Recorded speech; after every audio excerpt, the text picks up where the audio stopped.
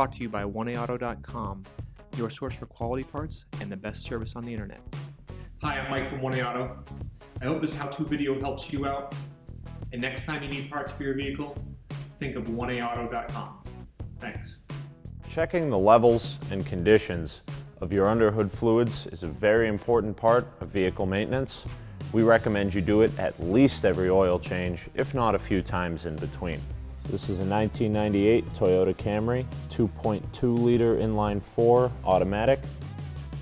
Here you can find your brake master cylinder, your automatic transmission dipstick, oil fill cap, oil dipstick, your power steering fluid, coolant, washer fluid, and radiator cap.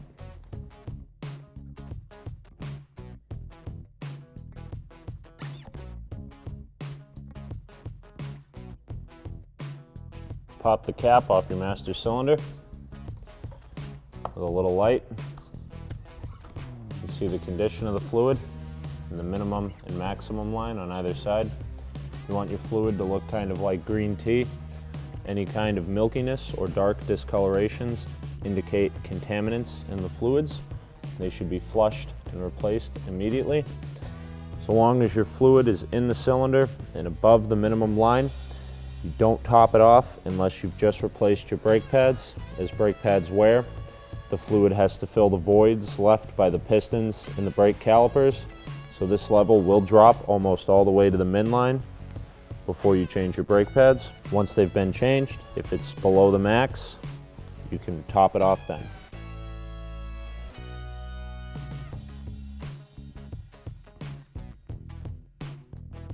With the vehicle running and in park,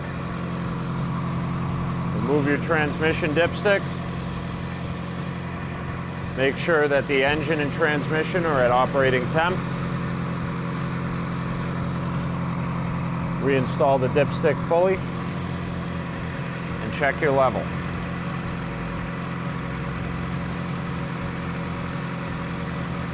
It should be between these notches when it's hot.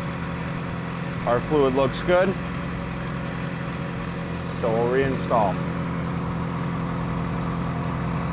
Another important thing to check with your transmission fluid is that it isn't dark, gritty, or smells burnt in any way.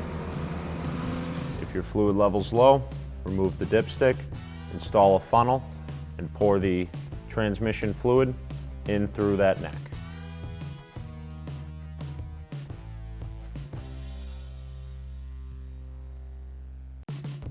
After the engine's been sitting for a few seconds to allow the oil to drain down, remove your dipstick, wipe it off, reinstall, take it back out, check. Your oil should be between these two lines here. You can see we have low and full. In between these two marks designates a quart. You can see our oil is just above the low mark, so we need to add about 3/4 of a quart. To top it off, unscrew your fill cap, put a funnel in, add and recheck the fluid level until it's on the full line. Screw your cap back on tight.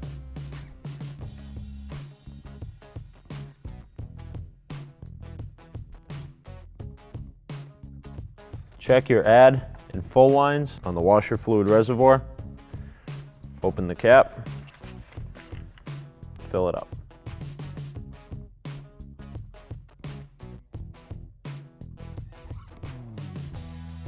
If there's no coolant in your reservoir, you'll want to check that there is in your radiator.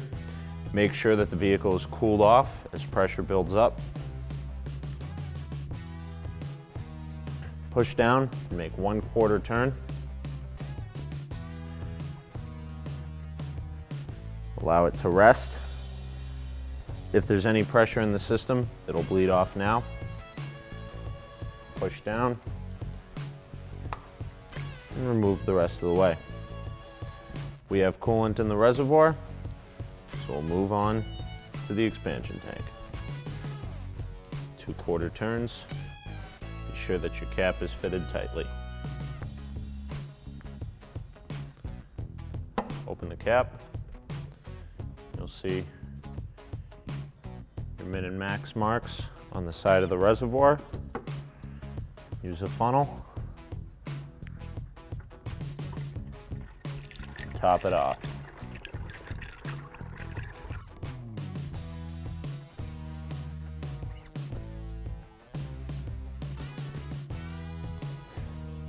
Check the marks on your power steering reservoir.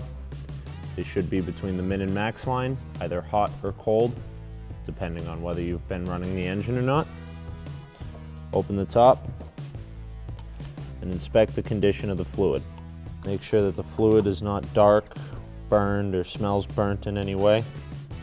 If the level's all right, reinstall your cap. Checking that these fluids are filled up and in good condition ensures the longevity of the parts that use them and your vehicle as a whole. Thanks for tuning in. We hope this video helped you out. Next time you need parts for your car, please visit oneauto.com. Also check out our other helpful how-to as well as diagnosis videos.